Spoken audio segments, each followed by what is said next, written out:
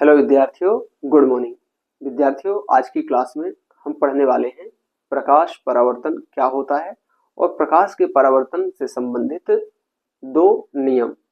Okay, तो चलिए मैं आपको बताता हूँ परावर्तन क्या है एक आरेख चित्र के माध्यम से। ओके, तो सबसे पहले हम एक क्या बनाएंगे, दर्पण बनाएंगे विद्यार्थियों। ये एक परावर्तक तल है, इसमें हम नीचे की ओर क्या कलई कर देते हैं, तो यही क्या बन जाता है विद्यार्थियों, दर्पण बन जाता है। ओके, इस तरह से आपको भी दर्पण बना लेना है। पीछे की ओर ये पॉलिशिंग जरूर होनी चाहिए, अन्यथा प्रकाश का परावर्तन ना होकर के प्रकाश का क्या हो जाएगा, अपवर्तन हो जाएगा। ठीक है, तो ये परावर्तक सतह है, इसका कोई भी बिंदु विद्यार्थियों, सारे बिंदु, मैं तो कहूँ परावर्तक जो सतह है इसका सभी बिंदु परावर्तन का काम करता है। ओके, लेकिन हम किसी एक बिंदु पर परावर्तन को देख रहे हैं, तो मैं बोलूं इस तरह से कि एक प्रकाश की किरण इस बिंदु पर आपतित हो रहा है और आपतन के बाद ये उसी माध्यम में क्या हो रहा है, परावर्तन हो रहा है इसका। ठीक है, कहने का मतलब क्या, आपतित किरण और ये क्या हो गया, इसका परावर्तित किरण। ठीक है, प्रकाश का किसी सतह पर पड़ना, प्रकाश का किसी सतह पर आकर के टकराना और टकराने के बाद उसी माध्यम में वापस लौट जाना ही क्या है, प्रकाश का परावर्तन है। ओके, तो इस तरह से इस प्रकाश का इस सतह पर आकर के गिरना और गिरने के बाद टकराने के बाद उसी माध्यम में लौटना ही क्या कहलाएगा, प्रकाश का परावर्तन कहलाएगा।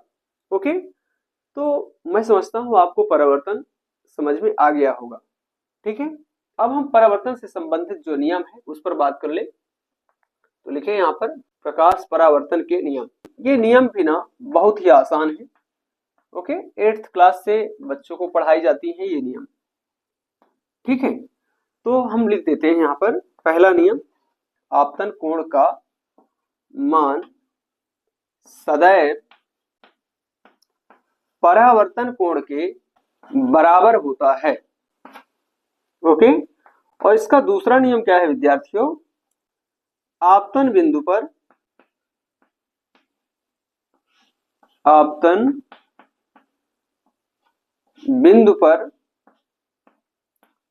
किरण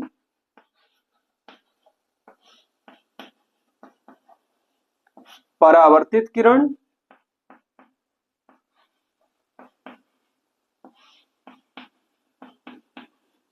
और अभिलंब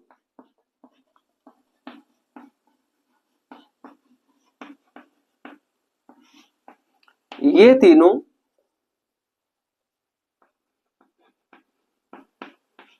सदैव एक ही तल पर होते हैं,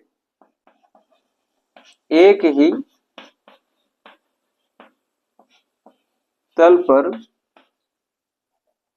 होते हैं, ये इसका दूसरा नियम है। ओके, तो हमने क्या कहा कि आपतन बिंदु पर आपतित किरण, परावर्तित किरण और अभिलंब ये तीनों एक ही तल में होते हैं। क्लियर?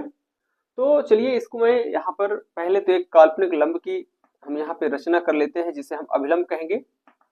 ओके, जो कि सदैव परावर्तक सतह के कैसा होता है, आपतन बिंदु पर अभिलंबवत होता है, लंबवत होता है।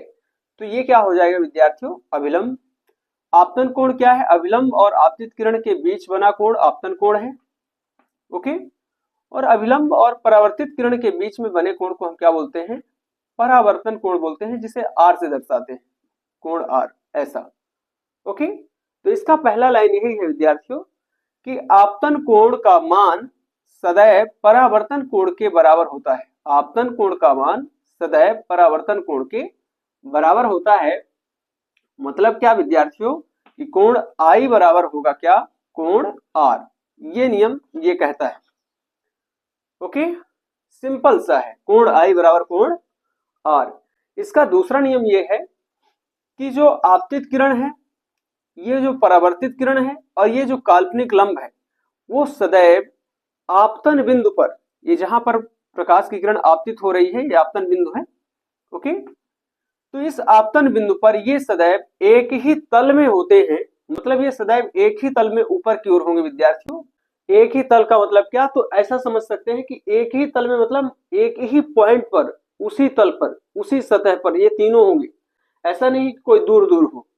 ओके, तो चलिए इसे आप अपनी कॉपी में नोट कर लें, या तो इसका एक स्क्रीनशॉट ले लें। और ये छोटी सी स्लाइड आपको कैसी लगी कमेंट करके जरूर बताएं। धन्यवाद।